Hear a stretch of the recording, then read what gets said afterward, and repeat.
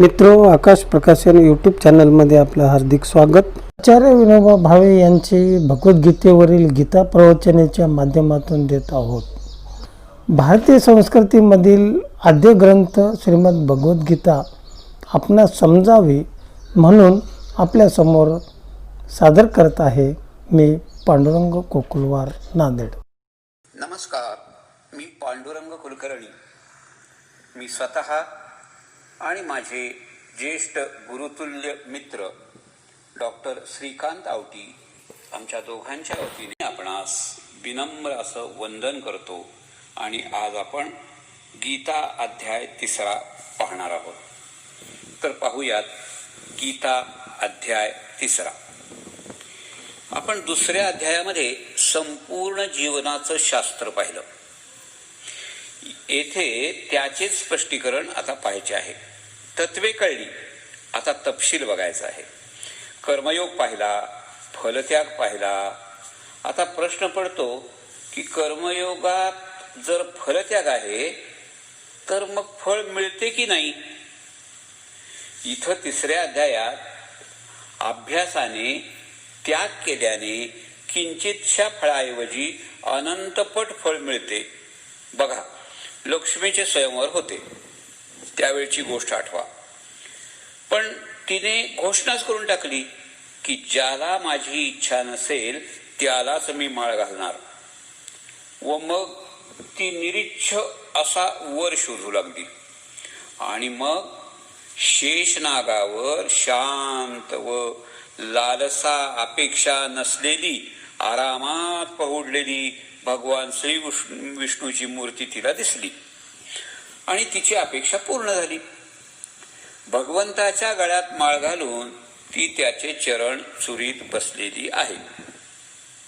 उलट संसारी प्राणी खूप कष्ट घेऊन थोडेच फळ मिळवतो. कर्मयोगी थोड्याच कष्टात सुद्धा जास्त फळ मिळवतो. हा फार मोठा फरक आहे. टॉलस्टॉय माहिती असेल आपणाला. टॉलस्टॉयनं एका ठिकाणी लिहिलं आहे बघा की हे लोक येशू ख्रिस्ताच्या त्यागाची किती बरी स्तुती करतात, पण आपण संसारासाठी रोज किती कष्ट उपसतात, रक्त आटवतात. यांना ख्रिस्तापेक्षा कितीतरी जास्त कष्ट पडतात. त्या कष्टाच्या निम्म्याने जरी हे लोक देवासाठी सोसतील तर ख्रिस्ताहून मोठे होतील. संसारी जीवाचे तप मोठे, पण ते क्षुद्र फळासाठी असते.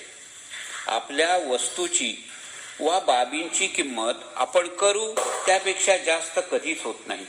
त्यामुळे भावना, अधिष्ठान हे महत्वाचं. सध्या बाजारात 2000ची नोट चलनात आली. तिच्या साह्याने पोतभर गहू विकत घेता येईल. कैक महिने जेवणाची सोय होईल. पण जर तिला काडी लावली त्या 2000 रुपयाच्या नोटेला तर थेंबभर पाणी तापेल की नाही शंका आहे. त्यापेक्षा 3 रुपयाचा पेपर ते काम छान करेल. पण मग त्या नोटेला एवढे महत्व का? तर तिच्यावर असलेल्या शिक्क्यामुळे ते महत्व आले. भारतात नोटबंदी नुकतीच येऊन गेलेली आहे. त्यामुळे या शिक्क्याचे महत्व साऱ्यांना खूप चांगले कळालेले आहे. जुन्या 1000-500च्या नोटावरील शिक्का रद्द करताच त्या एकेकाळी महत्वपूर्ण असलेल्या नोटांना रद्दीत सुद्धा कोणी घेईनात, कारण त्या पुढ्या बांधण्याच्या लायकीच्या सुद्धा उरल्या नव्हत्या. थोडक्यात सांगायचं तर कर्माला भावनेचा शिक्का फारच महत्वाचा. सुदाम्याने कृष्णाला भक्तिभावाने पोहे नेले. ती आख्यायिका आज अजरामर झालेली आहे. त्या काळी त्या पोह्याची किंमत पै सुद्धा नसेल हो, पण त्यांच्या कणाकणात भावना ओतप्रोत भरलेली होती. त्या भावनेचे हे फळ. श्रावण महिना आपण पाहतो. मला जाती अजिबात बोलायचं नाही, पण लोक श्रद्धेनं सवाष्ण ब्राह्मण जेवू घालतात. वर त्यांना दक्षिणा देखील देतात. कोणत्याही धार्मिक कार्यात अशा जोडप्यांना दक्षिणा दिली जाते. ही पद्धत आहे. ती कशी देतात आठवा बरं. ती दक्षिणा देताना तुम्ही ते निरीक्षण करा की ते दक्षिणा कशी देतात. कोणीही खिशातून पाकिट काढून लगेच ती देत नाही, तर ती पाण्यात भिजवून देतात. असं का बरं करत असतील हे लोक? पैसेच द्यायचेत ना, मग ते भिजवायचं कशाला? पण आपण काय करतो, वडिलांनी दिले, आजोबांनी दिले, भिजवून दिले म्हणून मग आपण सुद्धा भिजवून द्यायचे. वास्तवात येथे किती पैसे दिले याला शून्य महत्व आहे. त्या देण्यात भावनेचा ओलावा गुंफून ती देण्याला महत्व आहे. कर्मात ओलावा पाहिजे, भावना पाहिजे. आपण मजुरांना मजूर देऊ तेव्हा किती झाले विचारतो व देऊन टाकतो, विषय संपला. तो व्यवहार आहे. पण दक्षिणेचं तसं नसतं. आलेल्या ब्राह्मणाला देव समजून आपण ती देतो. ती जेवण जेवल्याची मजुरी नसते. मग जे स्वेच्छेने द्यायचे त्यात भावना असली तरच अर्थ ना. कर्मयोगी फळाची इच्छा सोडून अनंतपट फळे मिळवतो. तो कर्माशी पूर्णतः एकरूप झालेला असतो. भगवान कृष्ण स्वतः देवच होते. त्यांना कर्मे करण्याची फार गरज होती, तरीही ते स्वतः घोड्यांचा खरारा करीत. तुलाधार वैश्य व्यापार करताना सरळ एक नियम पाळी की तराजूची दांडी नेहमी सरळ असावी. असे करता करता त्याला समवृत्ती मिळाली. माती तुडवून समाजाला पक्के मडके देणारा गोरा कुंभार हाती धापटी घेऊन संताची मडकी कच्ची की पक्की हे ठरवू लागला.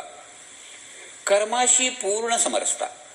फळाची आशा सोडल्याने कर्मयोग्याची शरीर यात्रा तर चालतेच, पण शरीर व बुद्धी सतेज बनते व आसपासच्या समाजाला तो एक आदर्श बनून राहतो.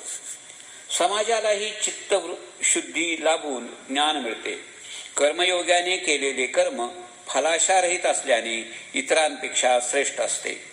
समजा देवपूजा केली व नंतर तिचा नैवेद्य प्रसाद म्हणून खाल्ला, तर तो नैवेद्य हे का त्या पूजेचे फळ?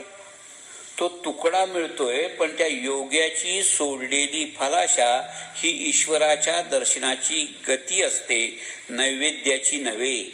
इतके छोटे 2 घास पोटात पडण्यासाठी ते पूजा कर्म नसते. शेतीच्या संदर्भात एक म्हण आहे. कोणती म्हण आहे? खोली पेर पण ओली पेर. म्हणजे काय? तर खोल नांगरूनच भागत नाही, तिथं ओलावा ही हवा असतो. दोन्ही बाबी एकत्र आल्याविना उत्तम पीक अशक्य.